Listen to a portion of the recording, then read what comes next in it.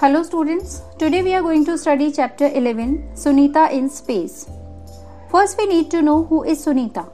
Sunita Williams is an astronaut. An astronaut is a person who goes in the space to learn about space, planets, heavenly bodies, etc. Sunita went into space through NASA. NASA is an American space agency. She was the second woman of Indian heritage to go into space. Now let's go through the chapter. Here we can see that two children, Uzaira and Shamir, are playing with a globe. A globe is a small model of the earth. They are very excited as Sunita Williams would come to their school the next day. The children had heard that she spent 6 months in the space. Shamir is confused as he could see America, Africa and other continents on the globe but not the space.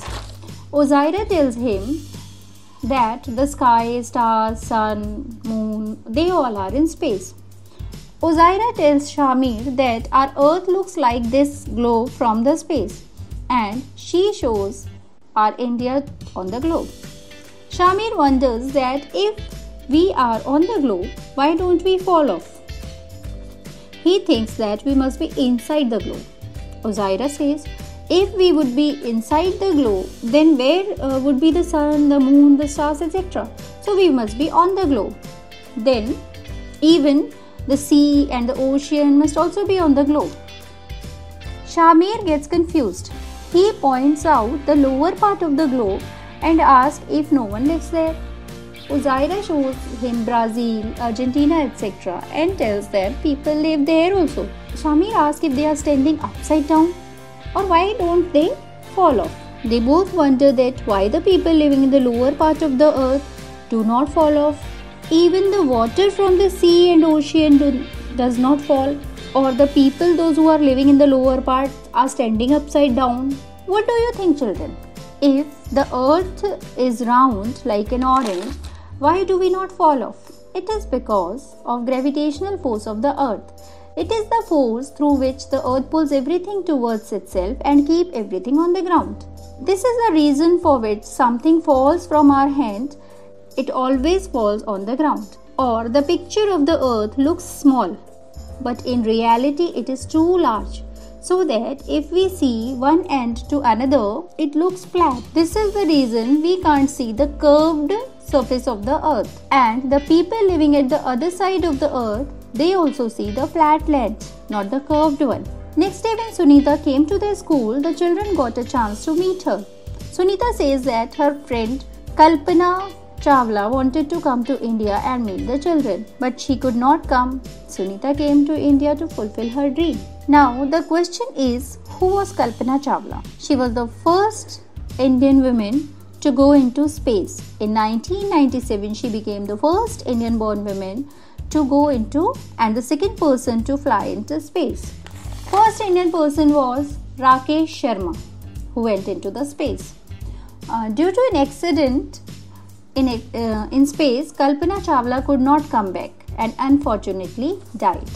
Still, it is a pride that the women born in India became the first women to go into space. Kalpana Chawla and Sunita Williams went into space through NASA, the American Space Agency. Now let's read Sunita's experience of living in space. She says that they could not sit at one place. They kept floating in the spaceship from one end to another. You don't need a seat because you don't sit down. Actually, I haven't sat down for 6 months now, so you don't need any type of seat. Just make sure you're held in with your pedals. Water also did not stay at one place. It also was floating around as blobs. To wash their hands or face, they had to catch the water and wet the paper with them. Another cool thing is that water sticks to your toothbrush too. If you can see it, I'll have some water come out.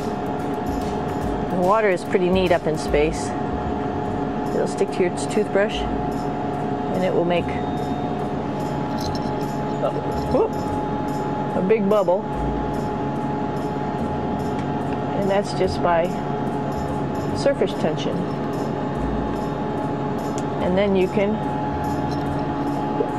drink it. They ate very differently there, as they were just floating in the dining area, and food packets were also floating. They had to catch them. This is our kitchen. You might notice there's all sorts of foods here. It's like opening the refrigerator. You got all your different stuff that you want to have: drinks, meats, eggs, vegetables, cereals, bread, snacks, and that's a good place. That's where you find all the candy. Side dishes, and then some little power bars just in case. So we have all this type of food. Some of it is dehydrated, and so we have to hydrate it, fill it up with water. Some of it is all ready made, and then all we have to do is heat it up. So something like this, I'm pulling out barbecued beef brisket. Pretty yummy. Not only is this food made in the US, but we also have food here from Japan. We've got Russian food. As you can see, all these red containers are filled with food that's from Russia. And then we get some of our specialty stuff, some things that we like, some of our favorite stuff that your family can send up. In fact, I like fluffernutters, and so I got sent up some fluff so I could make my fluffernutter with peanut butter. So you have a lot of food up here, no problems. In space, there would no need to use a comb, as hair kept on standing all the time. Not being able to walk, she says they were not being able to walk, they had to get used to floating around. They were just floating around. They learned to do the simple things in a different way. To stay at one place, they had to strap themselves there. Paper also had to be stuck to the wall of the spaceship, otherwise papers were also floating there. She says that it was a lot of fun living in the space, but really it was very difficult also, because everything was floating. Can you tell why it happened?